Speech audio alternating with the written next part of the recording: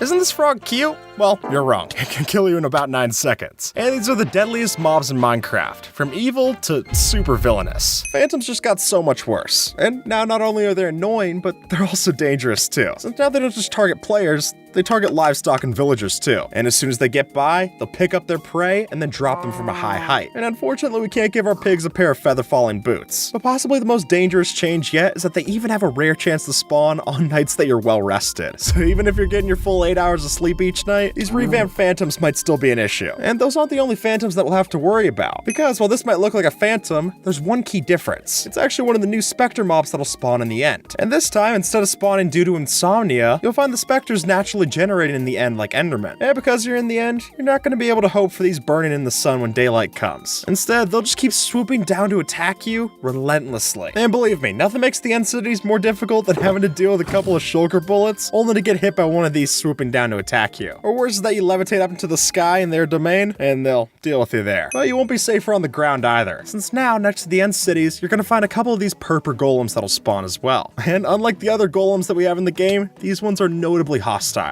And if you get too close, they'll just chuck you away. Kind of like a bad level in Super Mario Sunshine. And I'd recommend that once you get the Elytra, use that to stay as far away from these things as possible. But that's not to say that the trip back to the end gateway is any safer, since if you happen to come across one of these, you want to stay as far away as possible. That being the Chorus Squid mod. And if you're unlucky enough to find one of these blending in with the other chorus plants, it might be too late, since at that point these mobs will just launch themselves through the air and try to attack you. If you see a zombie with a pickaxe, you should run away. And the reason for that is that this undead miner variant could be devastating to come across in the caves. For one, they don't burn in the sun, so good luck trying to escape one of these by running up to the surface. But adding on to that, there's also 4 different ranks of these different undead miners, starting with stone, then iron, and then eventually building up to diamond. But you'll want to fight them, because if you're able to kill the rarest variant, you notice that they'll have unique loot that they can drop. Just watch out where they're swinging that pickaxe, okay? But more dangerous than the zombies that you'll find spawn in the caves happens when you go up to the swamps. And this new swampy variant of zombie can be devastating to come across. And you'll see as much when the swampy variant attacks you, or rather leaps at you, which is terrifying, but that's not even the worst of it, since once it attacks you, it'll also apply blindness and poison effect. Or if it's the baby form, then it'll just explode right next to you. Either case is not ideal. Oh, and make sure to avoid the water. They move faster there too. But even then, this still isn't the deadliest zombie in the game, and we'll show how bad it can get later in the video. Because first, we gotta talk about the mummy. Now, think of this thing like a husk on steroids. And while there's only a rare chance of them spawning in the desert biomes, I still wouldn't like those odds, since it only takes one hit from this mummy to get damaged by the Hunger 3 effect, which as you can see just decimates your hunger bar. And as long as it's targeted on you, you might have a chance of spawning these other beetles as well. And those are the little ankle biters you'll have to look out for. But hey, at least when you kill it, you get gold, which has to be worth something, but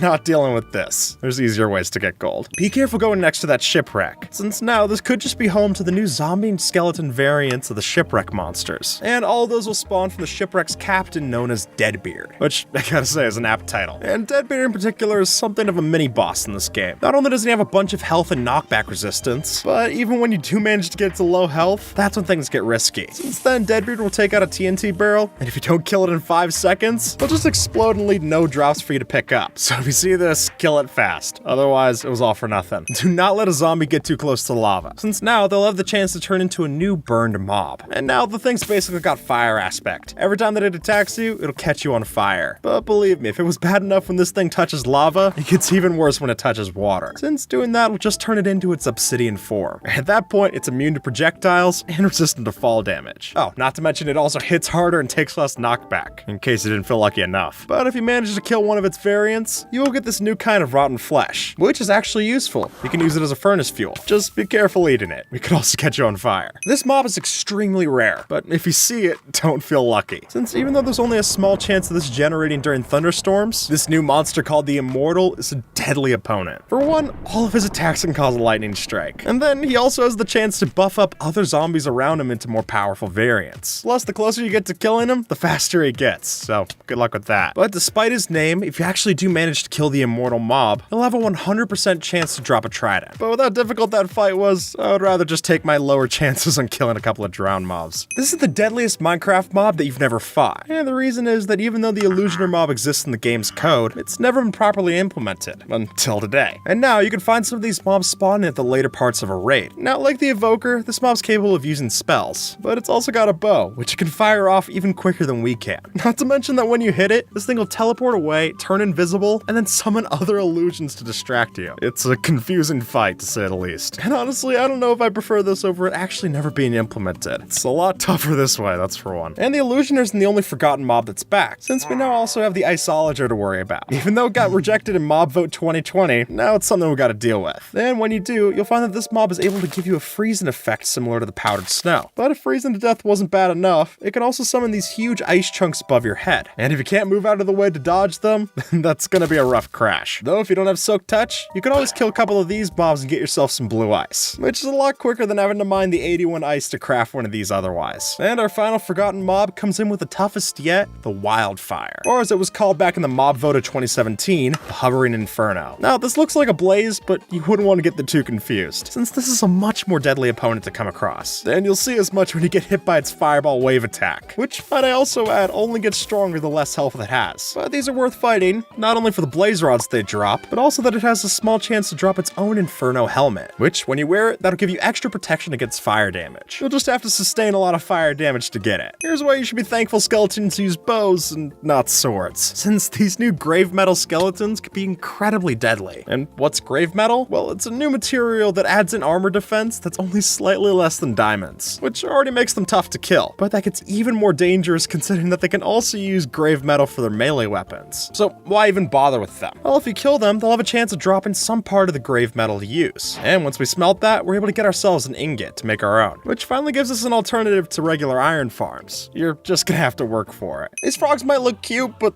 that's how they get you. Since the truth is that these are actually the poison dart frogs that you'll have to look out for. And by just touching one of these new frogs, you could wind up with a number of different potion effects. Like the red one, which makes it so you can't heal anymore. Not even with potions or golden apples. But even with that, the most dangerous has to be this yellow one. And why is that? Alright, we'll make a deal. You punch that subscribe button, I'll punch the frog. Ready? Go. Because as you can see, this one will give you the deadliest poison effect in the game, which is maybe more of a reason why you shouldn't go around punching frogs, in case you needed one. Zombified piglins just got even worse, since if they happen to spend too much time in the nether, they could end up as this burning piglet. And unlike the other zombified variants, this one will actually start out as aggressive towards the player. And they don't just hate us, they also hate striders too. Which, I mean, come on, how can you hate those things? And if you let it get too close, when it attacks you, it'll light you on fire. But while it's bad when we catch on fire, it's even worse if you let this thing get next to it. Since for just swimming in lava for 15 seconds, this piglin will get even more powerful. And considering the only unique loot you get for killing this is a couple of netherrack blocks, I'd just as soon keep my distance. And it's not just the undead piglins we have to look out for. Since with the new piglin alchemist, we're also gonna have troubles when we go next to a bastion. And while this piglin by itself isn't anything too scary, what's dangerous is when you let it get too close to the other piglins, since this mob has the chance to throw out splash potions to heal them, and also give them a strength buff as well. So if you see one of these in the bastion remnant, you should focus it first. Otherwise, it'll be a lot harder to do the rest of your raid. Think of these like the healing crystals in the end. Take them out first. This wandering trader might look innocent, but that's how they get you.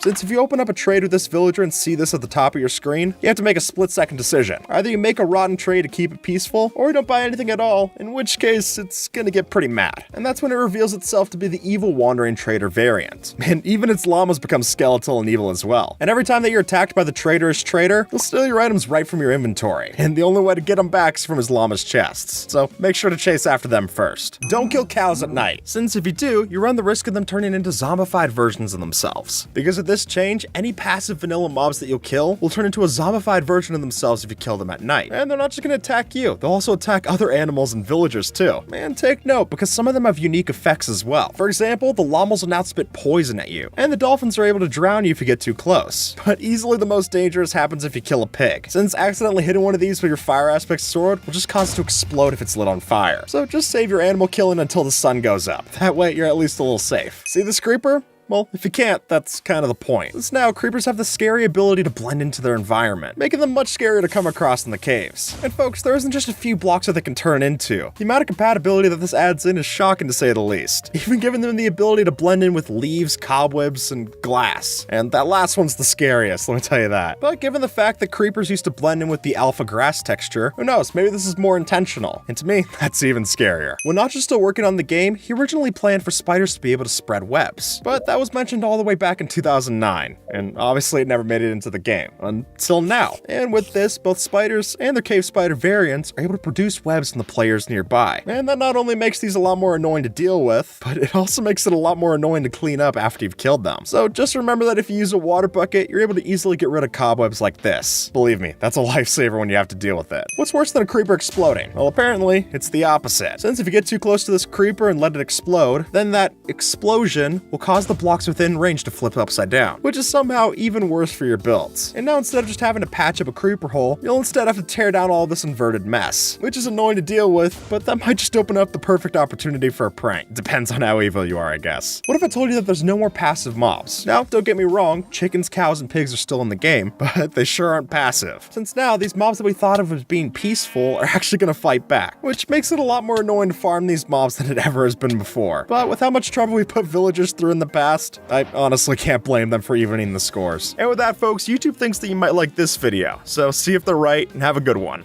alright?